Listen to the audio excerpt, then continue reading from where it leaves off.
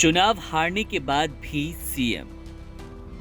कोई MLA candidate कैसे बन सकता है सीएम? नुपुर अगर सीएम बनी तो क्या प्रक्रिया होगी? दिल्ली विधानसभा चुनाव में बीजेपी की ऐतिहासिक जीत और अरविंद केजरीवाल की वापसी ने आम आदमी पार्टी को चौंका दिया। इस चुनाव में बीजेपी ने 48 सीटों पर विजय प्राप्त की, जबकि आम आदमी पार्टी 22 सीटों पर सिमट गई। इसके साथ ही बीजेपी के लिए अब एक बड़ी चुनौती ये है कि वे दिल्ली की जनता की उम्मीदों पर खरा उतरने वाला मुख्यमंत्री चुने और आने वाले वर्षों में पार्टी के शीर्ष नेतृत्व को भी तय करें। मुख्यमंत्री पद के लिए कई नामों की चर्चा है, जिनमें परवेश वर्मा, दुष्यंत गौतम और नुपुर शर्मा शामिल हैं। इस बीच एक सवाल जो सोशल मीडिया पर तेज है, वो है नुपुर शर्मा के सीएम बनने को लेकर।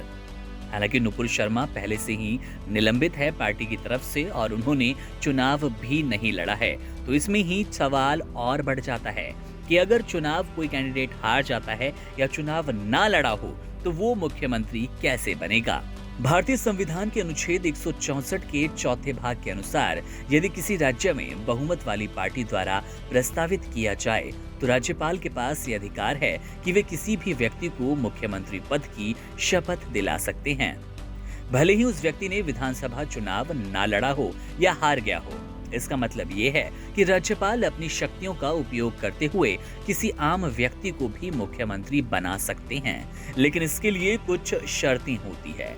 किसी को मुख्यमंत्री पद पर बने रहने के लिए 6 महीने के अंदर किसी विधानसभा सीट से उपचुनाव में जीत प्राप्त करनी होती है या राज्य के विधान परिषद का सदस्य बनना होता है।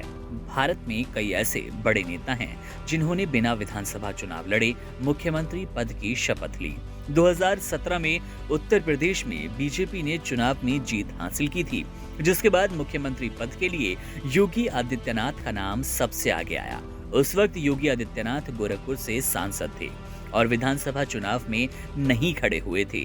मुख्यमंत्री बनने के बाद योगी आदित्यनाथ को विधानसभा की सदस्यता हासिल करने के लिए इस्तीफा देना पड़ा। उन्होंने उपचुनाव में खड़े होने के बजाय विधान परिषद से सदस्यता ली। इसके साथ ही उनके 4 मंत्री भी विधानसभा चुनाव में नहीं खड़े हुए और उन्हें 6 महीने के भीतर विधानसभा या विधान परिषद का सदस्य बनना पड़ा। बाद में योगी आदित्यनाथ और उनके मंत्रियों को विधान परिषद का सदस्य चुन लिया गया। एक और उदाहरण है उत्तराखंड के मुख्यमंत्री पुष्कर सिंह धामी का। वे विधानसभा चुनाव में अपनी सीट हार गए, लेकिन इसके बावजूद पार्टी ने उन्हें मुख्यमंत्री के रूप में चुना। मुख्यमंत्री बनने के बाद उन्होंने चंपावत विधानसभा सीट से उपचुनाव लड़ा और भारी मतों से जीत हासिल की। इस प्रकार ये सिद्ध हो जाता है कि भारतीय राजनीति में किसी नेता को चुनाव हारने के बावजूद मुख्यमंत्री बनाया जा सकता है, बशर्ते वो 6 महीने के भीतर उपचुनाव जीतकर विधानसभा का सदस्य बने या फिर विधान परिषद से सदस्य बने। इस प्रकार भारतीय संविधान और राजनीति में ऐसे कई उदाहरण हैं जहां चुनाव हारने के बावजूद नेताओं को मुख्यमंत्री पद पर बैठाया गया और ये प्रक्रिया कानूनी और संवैधानिक रूप से वैध है।